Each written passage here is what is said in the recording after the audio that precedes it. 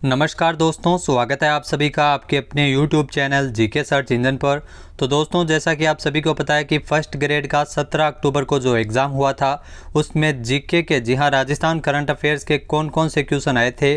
जो पहली पारी में जनरल अवेयरनेस का पेपर हुआ था, जो राजस्थान करंट अफेयर्स के जितने भी इंपॉर्टेंट क्वेश्चन पूछे गए थे उन सभी को हम व्याख्या से डिस्कस करने वाले हैं। तो पूरा वीडियो बहुत ध्यान से देखना। तो चलिए स्टार्ट करते हैं। आज हुए एग्ज़ाम में एक क्वेश्चन पूछा गया था, राजस्थान सरकार ने शहरी क्षेत्रों में रहने वाले ज़रूरतमंद लोगों को प्रति वर्ष 100 दिन का रोजगार प्रदान करने के लिए कौन सी योजना शुरू की है। तो योजना से संबंधित ये क्वेश्चन है। आपको बता दें कि राजस्थान में इंदिरा गांधी शहरी रोजगार गारंटी योजना की शुरुआत की गई है, यानी कि डी ऑप्शन इसका बिल्कुल सही है। अब यह योजना कब लागू हुई है? तो 9 सितंबर से इस योजना की शुरुआत है वो राजस्थान में की गई है। इसमें 100 दिन का रोजगार है वो शहरी क्षेत्र के बेरोजगार युवाओं को दिया जाएगा और इस योजना के लिए सरकार द्वारा 800 करोड़ रुपए का बजट है वो इसके लिए रखा गया है। तो बजट में मनरेगा योजना की तर्ज पर राजस्थान के शहरी क्षेत्रों में इंदिरा गांधी शहरी रोजगार गारंटी योजना लागू की गई है।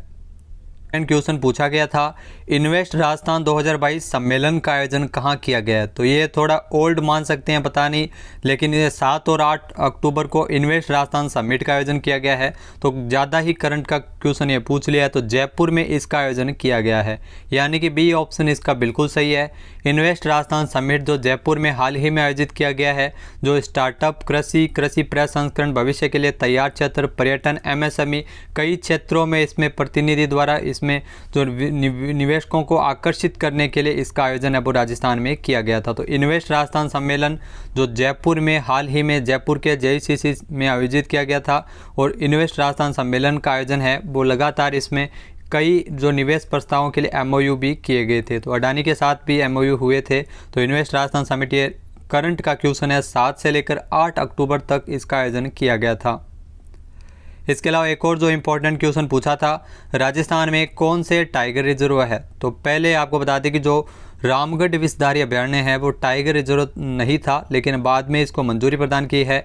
तो सरिस का भी एक टाइगर रिजर्व है, रामगढ़ विषधारी भी है, रणथंभौर भी है और मुकुंदरा हिल्स भी है, यानी ए ऑप्शन इस क्वेश्चन का बिल्कुल सही है। ए, बी, सी, डी सभी टाइगर रिजर्व है। बूंदी जिले में स्थित रामगढ़ विषधारी वन्यजीव अभयारण्य को टाइगर रिजर्व का दर्जा है वो दिया गया है। ये राजस्थान का 4था टाइगर रिजर्व है और देश का 52वां टाइगर रिजर्व बना था।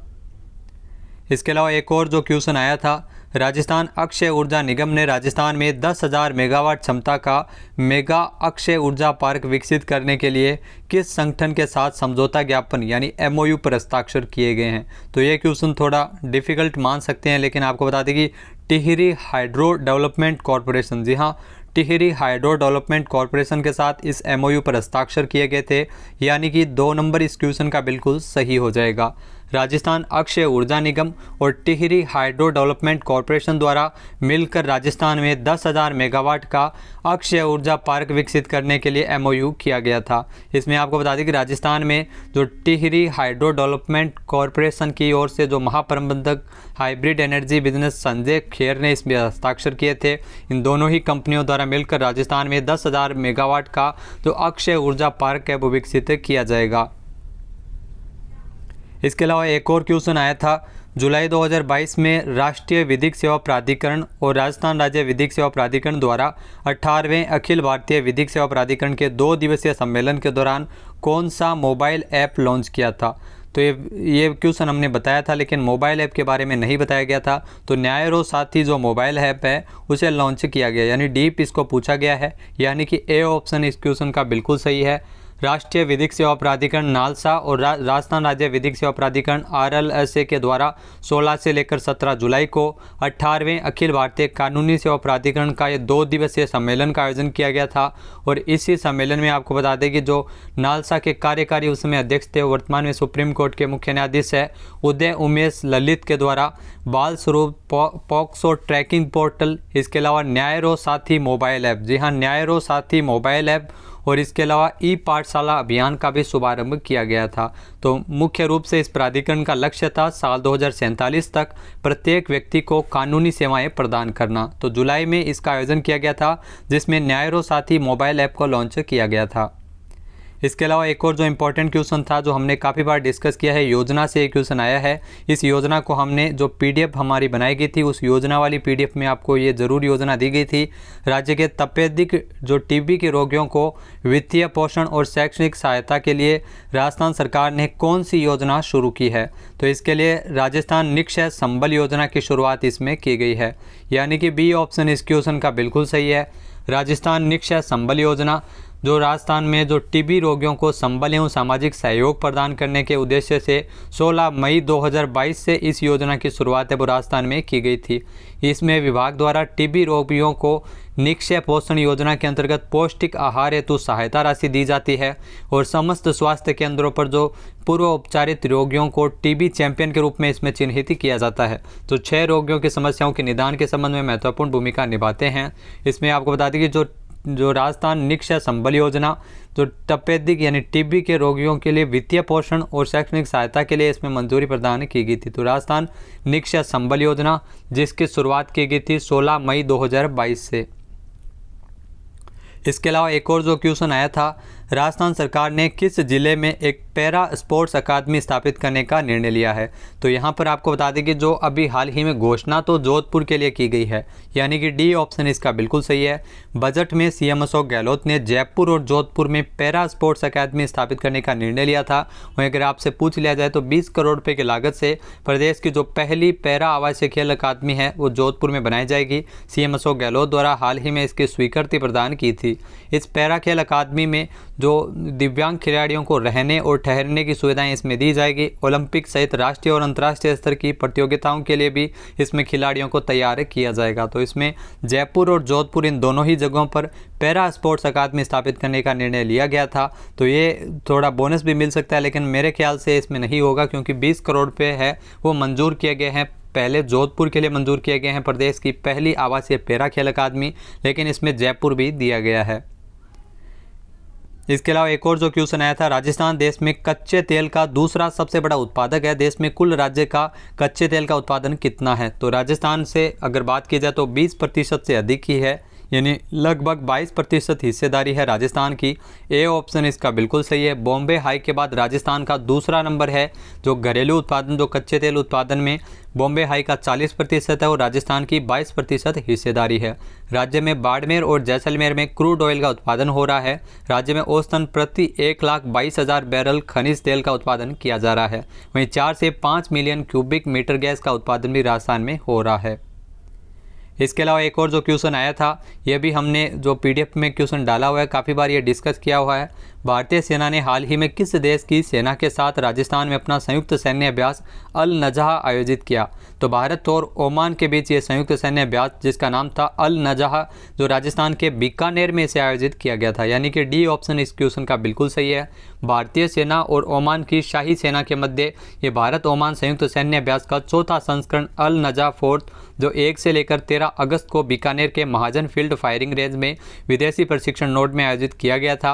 आपको बता दें कि संयुक्त सैन्य अभ्यास अल नजह का जो पिछला संस्करण है वो मस्कट ओमान में 12 से लेकर 25 मार्च 2019 को किया गया था। इसमें भारतीय सेना की तरफ से 18वीं मैकेनाइज्ड इन्फेंट्री बटालियन के सैनिक इसमें हिस्सा लिए थे। इस संयुक्त सैन्य अभ्यास का मुख्य उद्देश्य भारतीय सेना और ओमान की शाही सेना के बीच रक्षा सहयोग को बढ़ावा देना है। इसके अलावा एक और जो क्वेश्चन आया था पशुगणना से, पशुगणना 2019 के अनुसार राजस्थान की कुल पशुधन जनसंख्या कितनी है? तो 568.01 लाख पशुधन है राजस्थान में कुल पशुधन जनसंख्या, यानी कि बी ऑप्शन इसका बिल्कुल सही है। यह भी पशुगणना से क्वेश्चन पूछा गया है। मत्स्य पालन और पशुपालन डेयरी मंत्रालय के द्वारा 16 अक्टूबर 2019 को 20वीं पशुगणना जारी की थी 2019 में। इस 20वीं पशुगणना के आंकड़ों के अनुसार सर्वाधिक पशुधन अगर बात की जाए तो उत्तर प्रदेश है। जी हाँ, सर्वाधिक पशुधन उत्तर प्रदेश में है। उत्तर प्रदेश में कुल पशुधन 67.8 मिलियन है। वहीं राजस्थान में 56.8 मिलियन है। वहीं आंकड़ों की अगर बात की जाए तो 568.01 लाखों में अगर बात की जाए तो 568.01 लाख है वो टोटल पशुधन है राजस्थान में। और राजस्थान में कुल पशुधन की अगर बात की जाए तो इसमें 1.66% की कमी भी दर्ज की गई है, क्योंकि 2012 में 57.7 मिलियन पशुधन था। इसके अलावा एक और जो क्वेश्चन आया था नीति से क्वेश्चन आया है, काफ़ी डीप क्वेश्चन ये पूछा गया है। राजस्थान फिल्म पर्यटन प्रोत्साहन नीति 2022 का हिस्सा नहीं है। अगर डीप में अगर आप जाएंगे तो इस क्वेश्चन को आसानी से हल कर किए होंगे।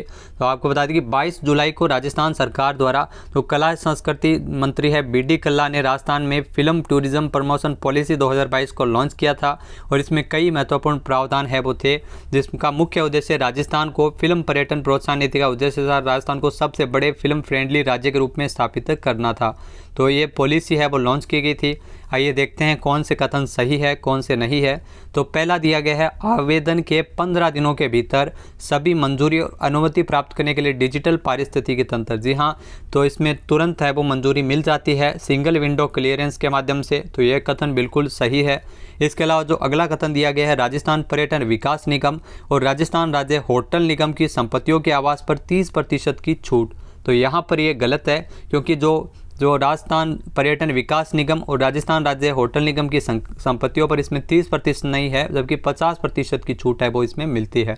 यानी अधिकतम छूट यहाँ पर 10 लाख रुपए है वो दी जाती है। तो ये कथन इसका बिल्कुल गलत हो जाएगा। अपने को पूछा है कि जो राजस्थान फिल्म पर्यटन प्रोत्साहन नीति कौन सा हिस्सा नहीं है, तो ये कथन ये हिस्सा नहीं है। 30% छूट नहीं है, जबकि 50% है।